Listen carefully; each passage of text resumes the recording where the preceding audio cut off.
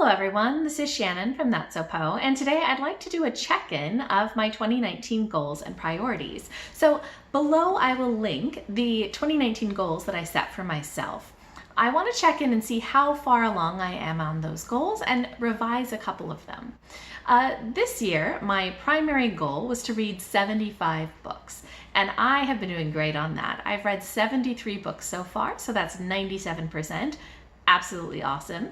However, I have noticed that the average number of pages per book that I've read this year is a lot lower. It's 225, whereas last year it was 320, which means that overall, even though I'm reading a large number of objects, the page count is a lot lower. So I'd like to revise this goal and say that in addition to 75 books, I want to have a page count that I'm aiming for. Last year I read 30,000 pages and I thought that was really good. So I'd like to make that my goal this year as well. So far I've read 16,500 pages, which puts me at 55% of my goal. So I'm pretty much right on track there.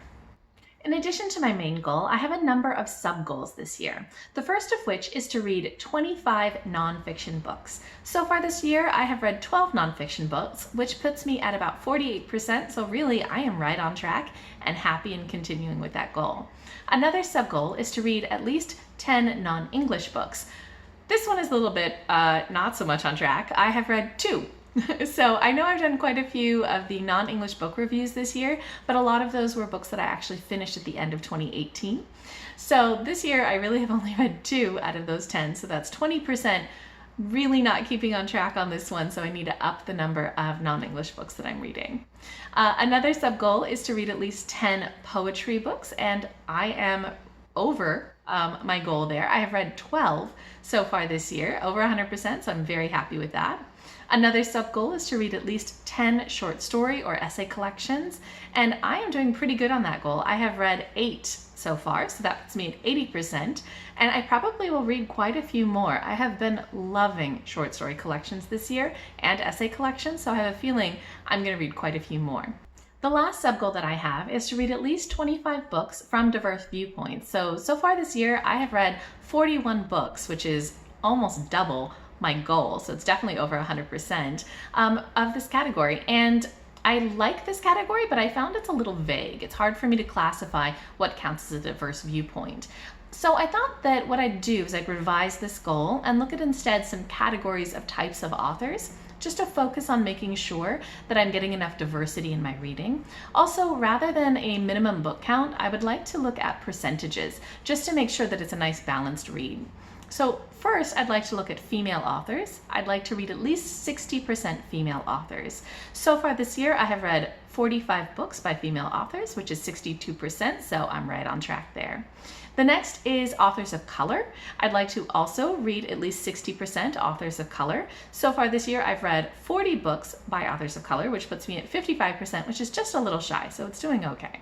And the last is queer authors. I'd like to read at least 25% of my books by queer authors. So far this year, I've read 21 books by queer authors, which puts me at 29%. So just a little over, pretty good on track. Overall, I am on track with most of my goals or exceeding them, and really the only goal I need to make sure that I prioritize a little bit more is reading non-English books. Next, I'd like to check in with how I'm doing on my monthly priorities. So I will link below my video where I talk about what my monthly priorities are, as well as the playlist of them. If you aren't aware, each month I focus on a specific author or type of book and make a TBR of books that I'd like to prioritize for that month, as well as do a wrap-up at the end of the month, reflecting on kind of what I read and what I thought about it and what themes emerged. So I am loving this project. It is so much fun and it really gives a focus to my reading. So I'm getting a ton out of it. But what I'm finding is that the months where I focus on certain types of authors, so Black History Month or Asian Pacific Islander Month, are fantastic because it's like the world is my oyster. I have so many different books to choose from, and I gain so much from hearing that perspective and really understanding that viewpoint. However, the months where I focus more on genre, such as National Poetry Month or Women's History Month, where I chose a lot of nonfiction for some reason, I end up feeling a little bit burnt out on that genre. And I am somebody who really likes to diversify the types of genres that I read. Otherwise, I do tend to feel a little burnt out on them. So what I'd like to do is go through and revise the priorities that I have for the rest of this year, so that I focus on more types of authors rather than types of genres. I'd also like to give myself a little bit of space in my schedule to focus on catching up on some of the other books that I want to read, such as reading for the Hugos. In July, at the end of July, there is voting for the Hugos, and I want to make sure that I have time to read those books. So let me go ahead and go through each month that is left in this year, what I originally had planned to read and what I'm going to read instead. Most of the months I stayed the same, but a couple of them I changed.